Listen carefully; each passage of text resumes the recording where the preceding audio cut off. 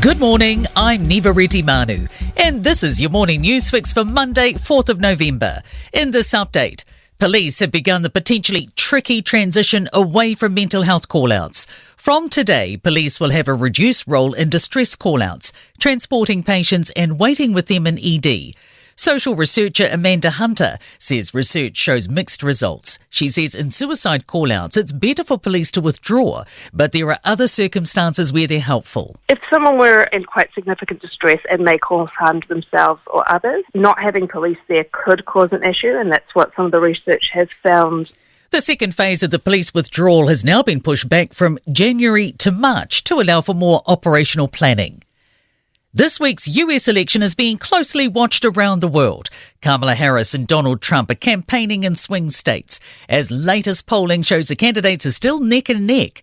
Donald Trump's campaigning with tough on China policies, including large tariffs on imported goods. The Wall Street Journal's Ling Ling Wei told CNN Chinese leaders are worried that tariffs would be another huge blow to its already struggling economy. There is a belief in Beijing that Harris would inherit the Biden approach to China, which is tough but more targeted. Big opportunities for the big Kiwi business delegation heading to China this week.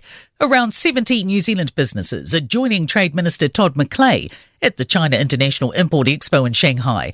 Over 400,000 people are expected to visit the expo. New Zealand China Council Chief Executive Alistair Crozier says he thinks it'll be a successful trip. We are still a source of high quality primary produce, and China's growing middle class needs that. Spain's King, Queen and Prime Minister have been met with protests during a visit to a suburb of Valencia, badly affected by last week's deadly floods. Hundreds of residents have turned out, some throwing mud and chanting, "Murderer, murderer." New Zealand and Australia are being urged to consider a cooperation agreement for dealing with the next pandemic.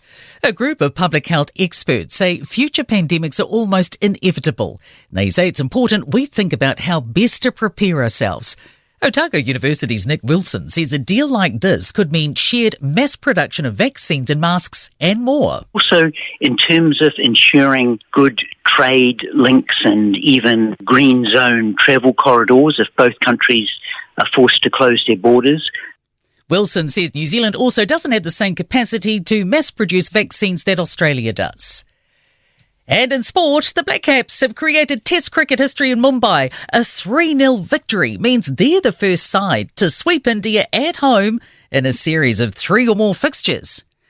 Ajaz Patel returned figures of 11 for 160 in the final 25-run victory. Rush hour in the All Blacks camp at Dublin for Saturday's test against Ireland.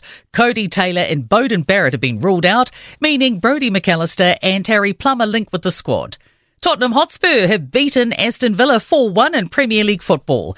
I'm Niva Reddy Manu, and that's your latest news fix. We'll be back with the next update at midday from the Newstalk ZB newsroom.